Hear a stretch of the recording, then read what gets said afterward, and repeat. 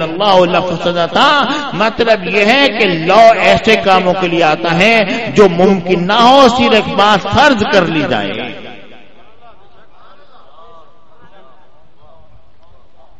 ٹھیک ہے نا جی، فرض کر لی جائے، ممکن نہ ہو. اس آیت کریمہ پر علامہ نے جو یہ شرح عقائد نے اس کو حجت اقناعیہ قرار دیا، لیکن الحمدللہ فقیر نے اس آیت کریمہ کو حجت قطعیہ قرار دیا اور دلائل سے اپنے طلباء کو لکھوایا. باقاعدہ باہر یہ ایک علمی بحث ہے، میں اس چیز کو نہیں چھیڑتا ہوں. آپ دیکھیے اور غور فرمائیے، بات یہ کہ پروردگار، اب آپ پوری آیت پڑھیں گے نا آگے آپ کو معلوم ہو جائے گا یہ ایک مفروضہ قائم کیا گیا ہے. پروردگار نے فرمایا وَلَوْ سَمِعُوا، اگر بالفرض محال وہ سن بھی لیں، مَسْتَجَابُوا لَكُمْ، تو تمہیں جواب دینے کے نہیں. وہ دکاندار تو جواب دے رہے جی، ہاں جی فرمائیے.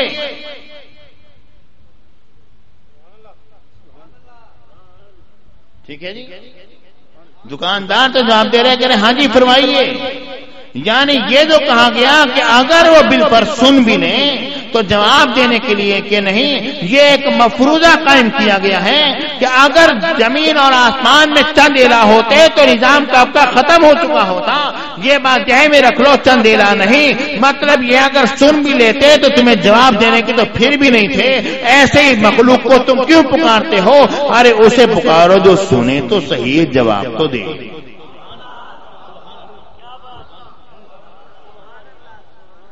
ٹھیک ہے نا جی. یہ مجھے بتاؤ، میرے آقا جب صحابہ کرام میں جلوہ گر ہوتے تھے سنتے تھے نہیں سنتے تھے؟ جواب عطا فرماتے تھے نہیں عطا فرماتے تھے؟ یہ آیت کریمہ اگر ولیوں اور نبیوں سے متعلق ہے اور انبیاء اور اولیاء، حضرت بہاؤالدین زکریا متانی شاہ رکن عالم غوث اعظم بہاؤالدین زکریا اور داتا گنج علی حجری باو فرید گنج شکر خواجہ غریب نواز،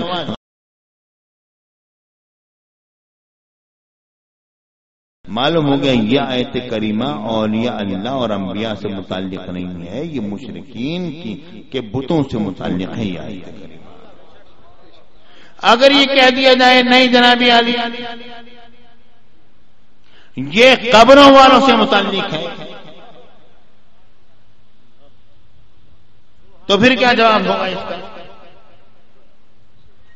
ارے اگر یہ آیت کریمہ قبروں والوں سے متعلق ہے تو بخاری شریف کتاب الجرائد میں آج بھی ایک حدیث پڑھائی اور اس سے پہلے بھی حدیثیں پڑھائی کتاب الجرائد میں. میرے آقا حضور علیہ الصلوۃ والسلام نے فرمایا لوگ جب میت کو دفنا کے جاتے ہیں تو میت جانے والے لوگوں کی جوتیوں کی چاپ کی آواز سنتی ہے اور رب فرماتا ہے یہ سننے والے نہیں ہیں، یہ سننے کے نہیں ہیں. اگر کوئی یہ کہے جی وہ تو عالم برزخ میں سنتے ہیں، ارے کیسی بھونڈی بات کر دی آپ نے، عقل کے ناخن تو لیجیے. عالم برزخ میں سنتے ہیں، چل ہم دنیا میں رہے ہیں سنیں گے وہ عالم برزخ میں؟ اگر ان میں دنیا کی حیات نہیں ہے تو انہوں نے دنیا کی آواز سنی کیسے؟ دیکھیے ہم میں عالم برزخ کی حیات نہیں، وہاں پر جو میت کے ساتھ سوالات جوابات ہوتے ہیں ہمیں پتہ نہیں چلتے کیونکہ ہمارے اندر ان کی حیات نہیں ہے. اگر ان میں اگر دنیا کی حیات نہیں ہے تو انہوں نے جوتیوں کی چاپ کی آواز سنی کیسے ہے؟ ارے وہ اگرچہ برزخ میں موجود ہے لیکن وہ دنیا کی حیات میں موجود ہے، تبھی تو دنیا کی آوازوں کو وہ سن رہی ہے میت.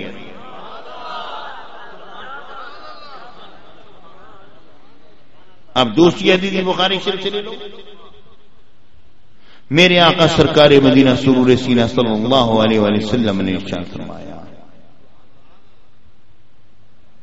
میرے آقا نے فرمایا میت کو جب لوگ اپنے گردنوں یعنی اپنے کاندھوں پر اٹھا کر لے کر جا رہے ہوتے ہیں تو میت دو قسم کی ہوتی ہے، ایک میت اچھی ہوتی ہے اور ایک میت بری ہوتی ہے.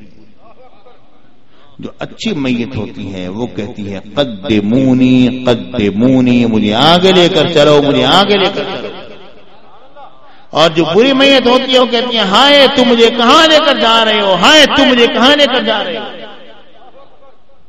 اور اگر انسان اس کی یہ آواز سن لے، یعنی جس دردناک آواز میں وہ پکار کے کہتی ہے ہائے تم مجھے کہاں لے کر جا رہے ہو، تو انسان بے ہوش ہو جائے.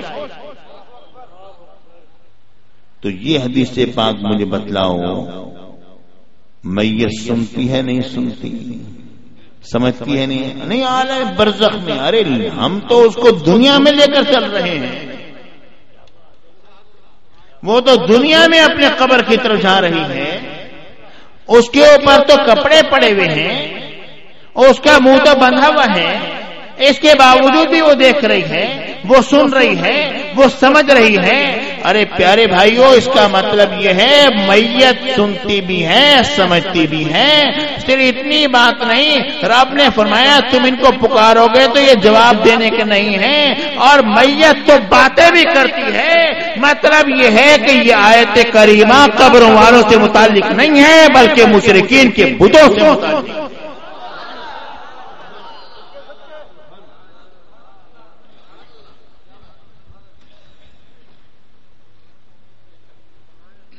بات واضح ہوئی؟ پیارے بھائیوں، اب وہ تیسری آیت کریمہ آپ کی خدمت میں پیش کرتا ہوں۔ پروردگار نے فرمایا ان الذین تدعون من دون اللہ، وہ لوگ جو کہ پکارتے ہیں اللہ کے علاوہ، اللہ کو چھوڑ کر۔ من دون اللہ کا معنی کیا ہے؟ اللہ کو چھوڑ کر۔ لن یخلقوا ذبابا، جنہیں تم پکارتے ہو اللہ کے علاوہ، پروردگار نے فرمایا ان الذین تدعون من دون اللہ، بے شک وہ لوگ جنہیں کہ تم پکارتے ہو اللہ کے علاوہ، لن یخلقوا ذبابا، وہ ایک مکھی بھی نہیں بنا سکتے، وَلَوِ اسْتَمَعُوا لَهُ، اگرچہ کہ وہ سارے کے سارے اکٹھے بھی کیوں نہ ہو جائیں۔ کہتے ہیں دیکھو سارے ولی سارے نبی اکٹھے ہو جائے گا مکھی بنا سکتے ہیں، جب نہیں بنا سکتے تم ان کو کیوں پکارتے ہو؟ ایک مکھی تک تو بنا نہیں سکتا۔ پیارے بھائیوں،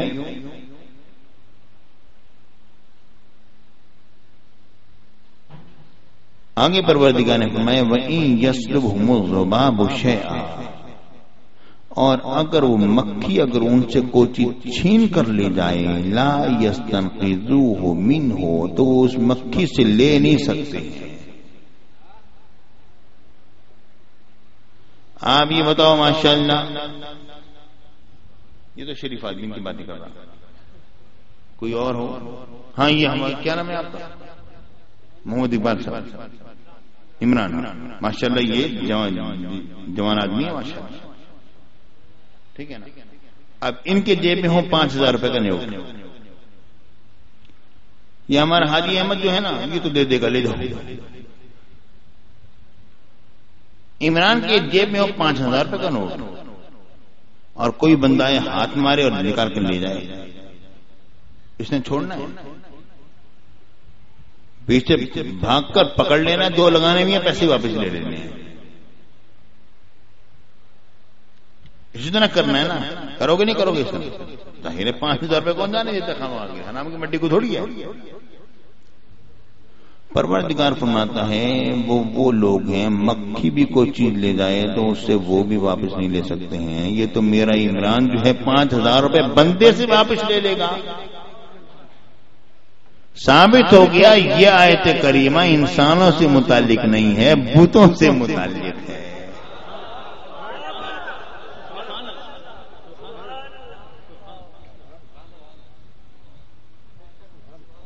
لیکن اگر کوئی شخص یہ کہے نہیں جناب نے دیکھی بات یہ وضو کر کے بیٹھتے ہیں، مکھی آئی اور چوس کے چلی گئی، تو آپ تو وہ نہیں لے سکتے واپس۔ میں کہوں گا باہر میرے نبی پر تو تمہاری مثال صادق آتی نہیں، میرے آقا کا تو جسم اثر پر مکھی بیٹھا ہی نہیں کرتی۔ باقی لوگوں کے متعلق تم جو کہتے ہو کہتے رہو، مگر میرے نبی پر تو مثال صادق آتی نہیں۔ باہر باقی اولیاء اور انبیاء وہ تو ہمارے ہیں نا، ان کی طرف سے بھی تو جواب دینا ہے۔ ذرا غور کرو،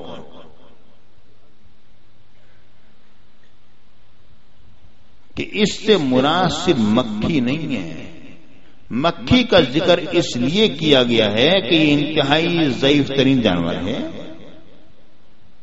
اس کا یہ ایک مکھی بیچاری یہ بھی اگر لے جائے گی تو تم نے کچھ نہیں کر سکو گے. یہ تو مثال کے طور پر بات کہی گئی ہے، مراد صرف مکھی نہیں ہے. جو مکھی سے نہیں لے سکتا باقی سے کیا لے گا، یہ مراد ہے. آپ کہیں گے یہ تو آپ نے کہہ دیا نا، یہ قرآن پاک میں بھی کیا یہ بات آئی ہے؟ ہاں، یہ بات جو میں نے عرض کی ہے قرآن پاک میں رب العالمین نے فرمائی ہے. پروردگار نے اس آیت کریمہ کو شروع کس طرح کیا، ذرا توجہ کیجیے.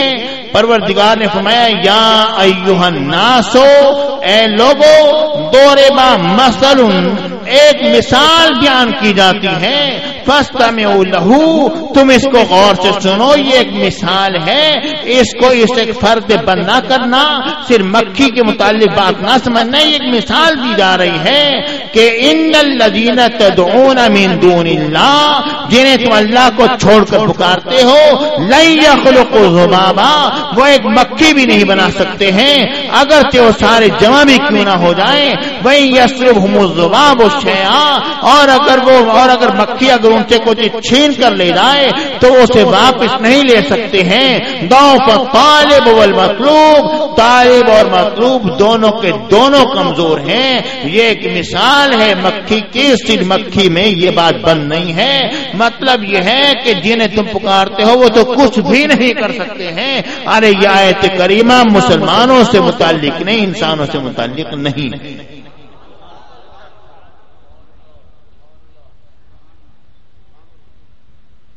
بالکل واضح ہے پیارے بھائی، اہل سنت کا موقع بالکل واضح ہے. بس کمزوری ہماری کہ ہم نے پیش نہیں کی، بالکل کھلم کھلا ہے. لیکن اگر پھر بھی کوئی نہیں مانتا، کہتا ہے نہیں جی پھر بھی میں نے نہیں ماننا، تو پھر میں کہتا ہوں پھر قرآن پاک کی ایک آیت کریمہ سن لو، اب تو ماننا ہی پڑے گا، اب تو زبردستی منوا لیں گے. پروردگار نے ارشاد فرمایا کہ سیدنا عیسیٰ علیہ السلام نے فرمایا انی اخلق لکم من الطین کہیئۃ الطیر، کہ میں تمہارے لیے مٹی سے پرندے کسی ایک مورتی تیار کرتا ہوں. فانفخ فیہ، پھر میں اس میں پھونک مارتا ہوں. فیکون طیرا باذن اللہ، تو وہ اڑتا ہوا وہ پرندہ بن جاتی ہے. ارے اگر یعنی یہاں پر نبی کی پھونک سے مٹی کی مورتی پرندہ بن گئی، اور یہاں پر فرمان ہوتا ہے کہ یہ جنہیں تم پکارتے ہو اگر سب اکٹھے بھی ہو جائیں ایک مکھی بھی نہیں بنا سکتے ہیں. حالانکہ نبی کی پھونک سے پورا پرندہ بن رہا ہے مٹی کا. ارے اس آیت کریمہ سے مراد جو ہے وہ انبیاء اور اولیاء نہیں ہے، ان کی پھونک سے تو جیتا جاگتا پرندہ بن جاتا ہے. یہ آیت کریمہ مشرکین کے بتوں سے پروردگار نے ارشاد فرمایا ان الذین تدعون من دون اللہ عباد امثالکم، جنہیں تم اللہ کو چھوڑ کر پکارتے ہو، اللہ کے علاوہ پکارتے ہو، وہ تمہارے ہی طرح کے دو بندے ہیں. یہاں تو ثابت ہو گیا بندوں کو پکارا جا رہا ہے، انسانوں کو پکارا جا رہا ہے. وہ تمہاری طرح کے بندے ہیں.